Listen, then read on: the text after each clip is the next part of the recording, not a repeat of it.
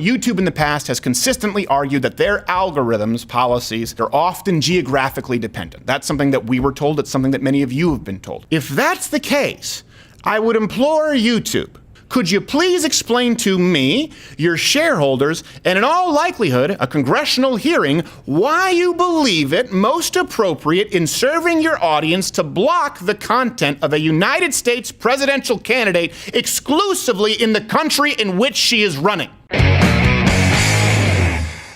On Friday, Hillary Clinton, Rodham, in case you're thinking of someone else, Hillary Rodham Clinton claimed that Tulsi Gabbard, well, she claimed that there were people who were Russian assets, and then it was confirmed that it was Tulsi Gabbard, right? Confirmed that she was talking about Tulsi Gabbard, accusing her of being a Russian asset. And Tulsi's response had her trending #1 on Twitter. I think was this on Friday? It was last Friday. That's when we were looking into this. Okay, so she was the #1 trend. Actually, I think like #1 through 4, because one might have been Tulsi, another might have been Russian asset, another might have been Gabbard. The point is, she was the belle of the ball, with many verified check marks, by the way, and pundits running with the story, fighting over whether she was a Russian plant. So during this time, we decided to, again, while Tulsi Gabbard was in the spotlight, run some comparative searches on YouTube. When we set our VPN, so I want to be clear, this is the crescendo. Share it, pirate this in case it gets removed. When we set our VPN to a non-United States country, and we search for Tulsi Gabbard, her channel and the videos from her channel all showed up first. Yet again, when we switched our searches to the United States, however, nothing. Exclusively in the United States, the country in which she is currently running for president, you would receive no results from Tulsi Gabbard's channel or her videos until scrolling past the first page. Here's a video screen recording, and just in case people try to say that we've doctored it. By the way, these video screen recordings will be available as clips on YouTube should you want to use them for articles. So, that Friday, you search, she's trending 1 on Twitter, all of a sudden, boom. Valve is pinched. You can't find her exclusively in the United States. You can if you're in Germany. You can if you're in Spain. United States, however, nothing. By Sunday, once the trend of Hillary Clinton's character assassination had subsided, the results for the US and other countries were magically switched back to being identical. Now, it's worth noting that her channel is right now, as far as I know it, omitted from both sets of results. So everyone out there, take some screenshots, do some VPN experiments.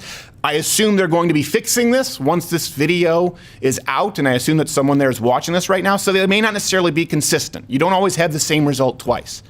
Even though, by the way, they're the same, her channel is not as prominent as it was before. Let me say this, Tulsi Gabbard is not my candidate. Like I said, I wouldn't vote for her. But this is chilling. Especially when you consider, let's think about this for a second. Again, we stumbled across this accidentally. I don't know if anyone else has proof that there is someone who flips a switch on YouTube to make your channel a part of the preferred channels network, whatever the hell it's called. We only found out because of the Vox Apocalypse. And then we only found out because I flippantly mentioned that this reeks of election meddling. All of a sudden a phone call and someone says we remedied that scenario. That means that if someone can flip that switch, and it's not entirely algorithmic, or it's almost as though the algorithms are determined by a human being initially, it's not iRobot, that means that same person can flip off the switch for someone like Tulsi Gabbard. All of this is spine-tingling. It is hair-raisingly scary. And if you're interested in a fair election, whether for the presidency or just for the Democratic candidate for the presidency, this should raise some major red flags. The influence that big tech has and their willingness to manipulate information in the face of what should be a democratic election, regardless of whether it's happening to someone I support or not, is terrifying. So let me address some arguments, by the way, that I know will be presented. And I hope that you are being skeptical of this. I encourage you to be, and I encourage you to run your own tests. YouTube and Google will inevitably claim one of 3 things, or several. Because this is what we've run into. This is always what they claim publicly. 1, that it's simply algorithmic. It's not. Again, this channel is singularly unique in that we're able to prove that it's not because our channel was fixed by someone manually. Someone flipped a switch. Someone could unflip that switch for Tulsi Gabbard. 2, YouTube may try to pass this off as an accident, a result of a poor, lower-level employee with bad judgment, claiming that this was an oversight and that the individual didn't make the proper corrections, and they have since addressed the issue. Don't buy that either. Okay, why? We've been in direct contact with decision makers at YouTube who are aware of these problems and have been trying to do damage control to fix the problems. Okay, it would stand to reason that the status of a current presidential candidate who is actively suing YouTube would be under the same kind of close watch from the world's biggest information and technology company, and that she wouldn't be someone pawned off on some patsy for the higher ups. Doesn't pass a sniff test. 3. This is another argument they'll use, and this is most important. YouTube in the past has consistently argued that their algorithms, policies, that they are the results, well, they argue that it's a result of algorithms, but they do argue, let me be clear here, that the algorithms, the policies, the results that you find are often geographically dependent. That's something that we were told. It's something that many of you have been told. And that's because it's geographically dependent because it's designed to best serve viewing audiences with the most appropriate content for their search. I've heard this argument made a whole lot, and I expect it to be made now.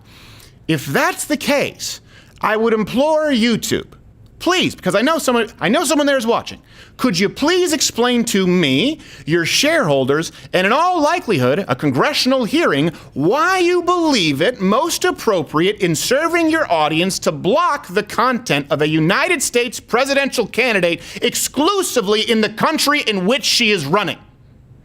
Hey, I hope you enjoyed this clip. If you don't, these are the ABCs of me, baby. You can just click next video and put it in double speed. Of course, search doesn't necessarily work. Subscriptions, notifications don't necessarily work. Just bookmark this page, check in. We do a new video every single day, except for Sunday. And if you don't want this content to disappear, join Mug Club at louderwithcrowder.com/mugclub. It's only $69 if you're a student, veteran, or active military. And if you don't, listen. I don't want to say that you're hellbound, but it doesn't look good for you.